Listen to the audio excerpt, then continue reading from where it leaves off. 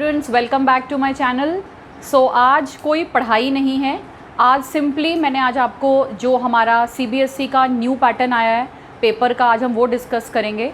तो जो भी बेटा हमारे सीबीएसई का आया है कि इस बारी में जो आपके पेपर होंगे नवंबर में वो 40 मार्क्स के होंगे और वो भी एमसीक्यूज़, ठीक है, एमसीक्यू बेस्ड होगा बच्चा।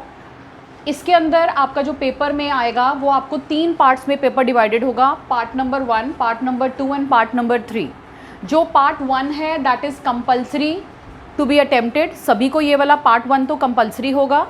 जो पार्ट 2 और पार्ट 3 है उसमें से आपको चॉइस होती है कि आप पार्ट 2 करो या पार्ट 3 करो। तो नॉर्मली सभी स्कूल्स में पार्ट 2 ही लगता है, पार्ट 3 जो है वो कंप्यूटराइज अकाउंटिंग है, तो वो अपने नॉर्दर्न रीजन में या आगे यहाँ पर तो कोई कंप्यूटराइज अकाउंटिंग नहीं है। तो बेसिकली हमने अब क्या करना है, हमने देखना है कि पार्ट 1 जो कंपल्सरी है और जो पार्ट 2 हमारे को बुक्स लगी हुई हैं वो हमने देखना है। तो इसको तो आप भूल जाओ, ये हमारा और में आ गया, इसको हमने नहीं करना। कंपल्सरी पोर्शन है बेटा पार्ट 1।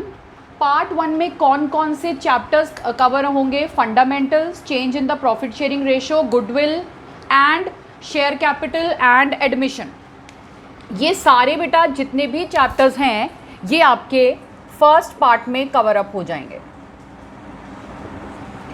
दैट मीन्स अगर मैं आपको बोलूँ फर्स्ट बुक में जो जो चैप्टर्स हैं और सेकंड बुक का शेयर कैपिटल, ये आपके पार्ट 1 में कवर अप हो जाएंगे।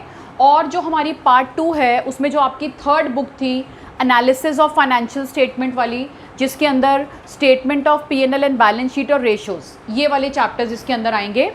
अब बेटा जो पार्ट 1 में जो ये वाले चैप्टर्स हैं, तो अब हमने ये देखना है कि पार्ट 1 3 सेक्शंस में डिवाइडेड होगा। जो आपका पेपर होगा that will be divided into 3 sections, section A, section B and section C. Section A में आपको 18 क्वेश्चन दिए होंगे और उसमें सीबीएसई ने इस बार आपको इंटरनल चॉइस दी है which is a very good option कि 18 क्वेश्चन में से आपको कोई भी 15 करने हैं। तो अगर आपको कोई भी डाउटफुल लगते हैं तो आप 3 छोड़ सकते हो, मतलब आपने करने ही 15 हैं। फिर बच्चे अगले 18 क्वेश्चन, ठीक है, अगले 18 क्वेश्चन जो होंगे वो सेक्शन बी में होंगे, उसमें से भी आपको सिर्फ कितने क्वेश्चंस करने हैं? 15। और लास्ट सेक्शन होगा सेक्शन सी, उसमें 5 क्वेश्चंस होंगे जिसमें से आपको करने हैं 4। तो हमें क्या ऑप्शन क्या मिल रही है, हमें चॉइस क्या मिल रही है? 18 में से 15 करने हैं, अगले में भी 18 में से 15 करने हैं और 5 में से 4 करने हैं। तो तीनों में देखो इंटरनल चॉइस होगी, इसमें आप 3 क्वेश्चन छोड़ सकते हो, उसमें भी आप 3 क्वेश्चन छोड़ सकते हो, इसमें आप 1 क्वेश्चन छोड़ सकते हो। उसके बाद बेटा अपना पार्ट 2 आ जाता है। पार्ट 2 में मैंने आपको बोला जो हमारी थर्ड वाली बुक है, तो उसमें जो एनालिसिस ऑफ फाइनेंशियल स्टेटमेंट का चैप्टर है, जो बैलेंस शीट वाला है कि बैलेंस शीट में कौन सा आइटम कहाँ जाता है, statement of PNL and balance sheet, और एक रेशियोज़ का चैप्टर, ये हमारा पार्ट 2 में कवर्ड होगा। जो पार्ट 2 है वो सिर्फ 2 सेक्शंस में डिवाइडेड है बच्चे, section A and section B. Section A में आपको 7 क्वेश्चन होंगे जिसमें से आपने करने हैं एनी 5, और सेक्शन बी में भी 7 क्वेश्चन होंगे लेकिन उसमें से करने हैं एनी 6। मतलब इसमें 2 क्वेश्चन छोड़ सकते हो, इसमें सिर्फ 1 क्वेश्चन छोड़ सकते हो। तो अब हम यहाँ देखते हैं बेटा कि टोटल हमारे को पेपर में कितने क्वेश्चंस आएंगे सारे पार्ट्स या सारे सेक्शंस को मिलाकर। देखो बेटा पार्ट 1 में जो 3 सेक्शंस है, सेक्शन ए में 18, सेक्शन बी में 18 और सेक्शन सी में 5। सेक्शन ए में 7, सेक्शन बी में 7। आपको टोटल पेपर में गिवन होंगे 55 क्वेश्चंस। उसमें से आपने करने कितने हैं? जैसे आपको मैंने बताया 18 में से 15 करने हैं, फिर 18 में से 15 करने हैं, फिर 5 में से 4 करने हैं, 7 में से 5 करने हैं और 7 में से 6 करने हैं। अब आप इन सब का टोटल करते हो तो ये बनता है 45 क्वेश्चंस।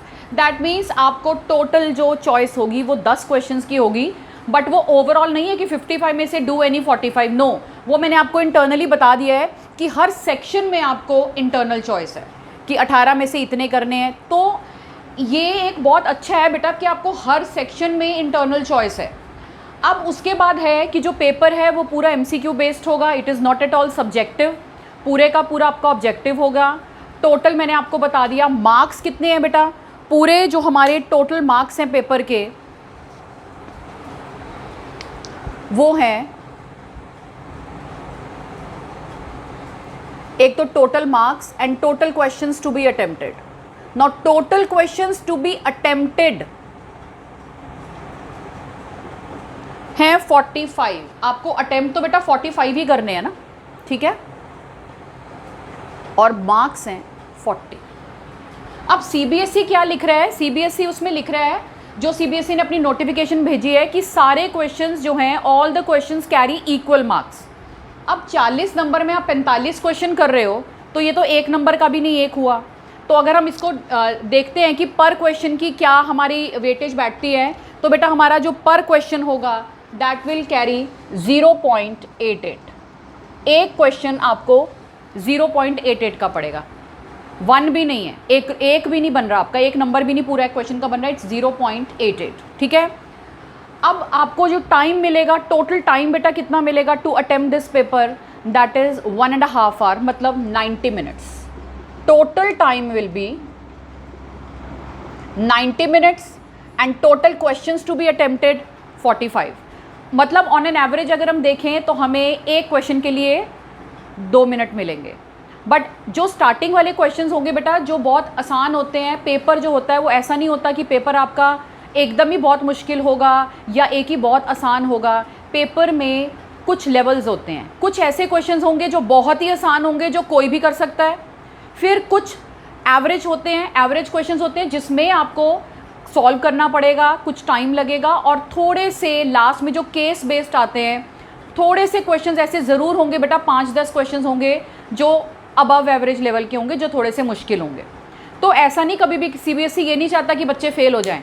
तो सीबीएसई ने अपना जो क्वेश्चन पेपर जो भी आपका आएगा, जब भी एमसीक्यू आएगा, उसमें आप नोट करना, जब आप करोगे तो आपको खुद याद आएगा उस टाइम पे मेरी बात, कि कुछ क्वेश्चंस बहुत ही सिंपल होंगे, बहुत ही बेसिक होंगे, कुछ क्वेश्चंस एवरेज लेवल के होंगे, और कुछ 5-6 क्वेश्चन ज़रूर होंगे, या मैं कहूँगी 10 क्वेश्चन ज़रूर होंगे जो थोड़े से हाई लेवल के होंगे।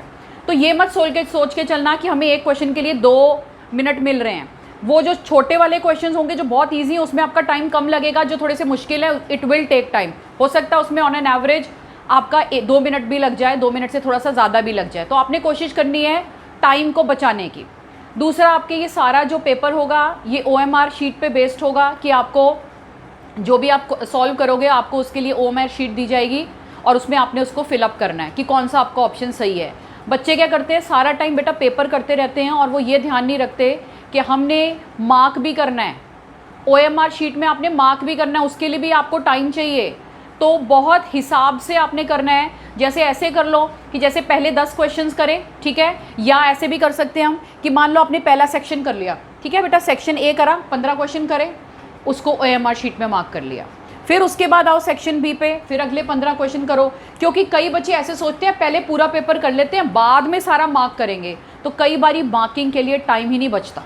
तो ये थोड़ी छोटी छोटी चीज़ें हैं जो आपने बहुत ज़्यादा ध्यान में रखनी है। So this is the pattern, इस बारी का जो हमारा पैटर्न होगा। एंड पेपर मोस्ट प्रॉबेबली आपके 15 नवंबर से होंगे। डेट शीट आपको CBSE की तरफ से 10 अक्टूबर तक आपको पता चल जाएगी। सो आप लोग अपनी तैयारी करना शुरू कर दो बच्चे, ठीक है। ओके बेटा, बाय बाय।